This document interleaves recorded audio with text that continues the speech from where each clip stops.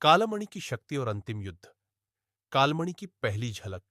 गुफा में जैसे ही जैफर ने कालमणि को छुआ, उसकी आंखों के सामने नीला उजाला छा गया। उसे लगा मानो वह समुद्र की आत्मा से जुड़ गया हो। हर लहर की आवाज, हर डूबे हुए जहाज की चीख और हर समुद्री राज की फुसफुसाहट, सब उसके भीतर समा गए। ये सिर्फ खजाना नहीं, ये जिम्मेदारी है, तौफीक ने कहा। लेकिन तभी एक कांपती हुई जमीन से दरारें उठी और जमीन फट पड़ी।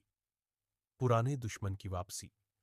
अंधेरे से एक जाना पहचाना चेहरा बाहर आया। कप्तान मरकस ब्लेड, जिसे जयफर समझा था कि मारा गया, वह अब आधा इंसान आधा शैतान बन चुका था। उसकी आंखों से आग निकल रही थी और उसके हाथ में था एक काला पत्थर जो कालमणि के समान ही शक्तिशाली था। पर उसकी शक्ति राक्षसी थी। तेरी नैतिकता तुझे खोखला कर देगी जेफर, मरकस चिल्लाया। ये समुद्र अब सिर्फ मेरा होगा। अंतिम युद्ध की तैयारी। हमें इस बार सिर्फ लड़ना नहीं, जीतना है, इलायना ने कहा। तौफीक ने मंत्र बुनने शुरू किए। फिन ने अपने छोटे हाथों से डगमगाता हुआ जहाज तैयार किया। राघव ने तोपें तैनात की। जेफर ने कालमणि को अपने सीने से लगाकर कहा, समुद्र की आत्मा, हमें बचा। तभी गुफा समुद्र के ऊपर उठने लगी और निशाचर रौद्र अपने आप हवा में तैरता हुआ जेफर के पास आ गया। समुद्र पर युद्ध। दोनों जहाज आमने सामने थे। एक ओर कालमणि की पवित्र शक्ति, दूसरी ओर काले पत्थर की तबाही। इलायना ने मरकस के जहाज पर छलांग लगाई। तौफीक ने हवा में बवंडर बनाए। फिन ने तोप दागे और जेफर मरकस के सामने खड़ा हुआ। मैं तुझे माफ कर सकता था, मरकस, जेफर ने कहा, लेकिन तूने सिर्फ मुझे नहीं, समुद्र को धोखा दिया है। शक्ति का टकराव। दोनों ने एक साथ पत्थरों की शक्ति जगाई और पूरा समुद्र चमक उठा। तूफान, बिजली, पानी और आग का संग्राम छिड़ गया। जेफर की शक्ति दिल से निकली थी, मरकस की शक्ति लालच से। अंत में समुद्र ने अपना न्याय किया। मरकस की काली शक्ति फट गई और उसे समुद्र की गहराई में खींच लिया। शांति की शुरुआत। कालमणि से निकलती रोशनी ने समुद्र की लहरों को शांत किया। द्वीप गायब हो गया, जैसे वह सिर्फ समय के लिए था। जेफर घुटनों पर गिरा। क्या यह अंत है? तौफीक ने मुस्कुराते हुए कहा, नहीं कप्तान, ये एक नई शुरुआत है। समुद्र का नया संरक्षक। जेफर अब समुद्र का रक्षक बन चुका था, लुटेरा नहीं। उसने निशाचर रौद्र को फिर से तैयार किया, लेकिन अब वह सोना लूटने नहीं, नाविकों की रक्षा करने निकलता।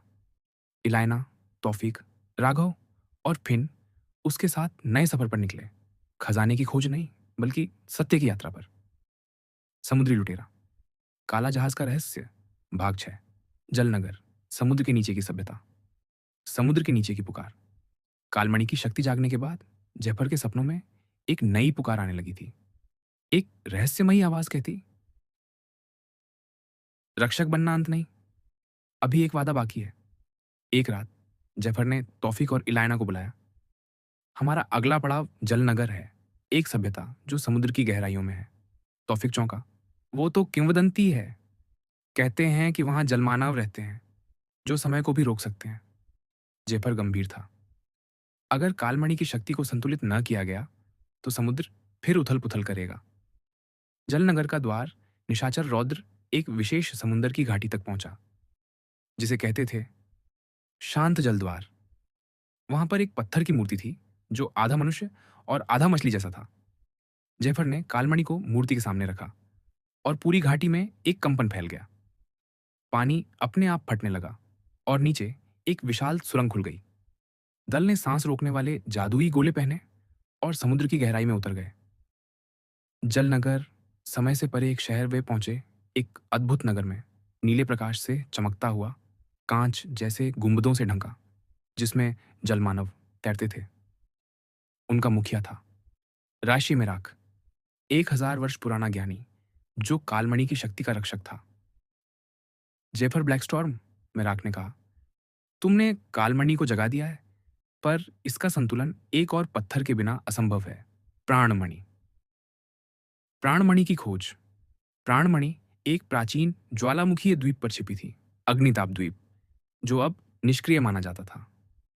लेकिन एक दिक्कत थी, प्राणमणि को कोई भी लोभी हृदय छू नहीं सकता, वह उसे जला देती है। तुम्हें अपने भीतर की शुद्धता फिर से साबित करनी होगी, आर्शी मिराक ने कहा। अग्निताप द्वीप की चुनौती दल 1 हफ्ते की कठिन यात्रा के बाद अग्निताप द्वीप पहुंचा। द्वीप लाल पत्थरों से बना था और वहां की जमीन हमेशा गर्म रहती थी। ज्वालामुखी के मुंह पर उन्हें एक दरार मिली जिसमें एक गुफा थी। अंदर प्रवेश करते ही उन्हें दिखा प्राणमणि जो हवा में तैर रही थी, लेकिन तभी चारों ओर आग की छाया फैलने लगी। एक अग्निदैत्य वहां प्रकट हुआ। जिसने झूठ बोला है वह राख हो जाएगा, वह गरजा। सच्चाई की परीक्षा तौफीक ने स्वीकार किया कि एक बार उसने अपने गांव को बचाने के लिए जादू का दुरुपयोग किया था। इलायना ने माना कि उसने अपने पिता को मरते समय माफ नहीं किया। फिन ने स्वीकार किया कि वो डरता है कि वह कभी जैफर जितना अच्छा नहीं बन पाएगा।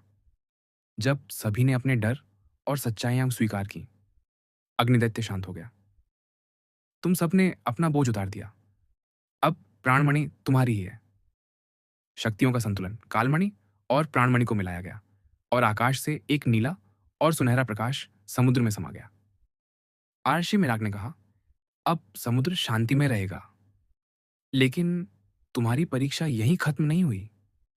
एक नई चेतावनी उसी रात जेफर को एक सपना आया। समुद्र शांत हो सकता है, लेकिन धरती पर युद्ध उठने वाला है। समुद्री रक्षक को अब भूमि पर जाना होगा। ऐसी ही रोमांचक कहानियां सुनने के लिए हमारे चैनल फिल्म की दुनिया को सब्सक्राइब करें, वीडियो को लाइक करें और घंटी जरूर दबाएं, ताकि अगली कहानी सबसे पहले आप तक पहुंचे।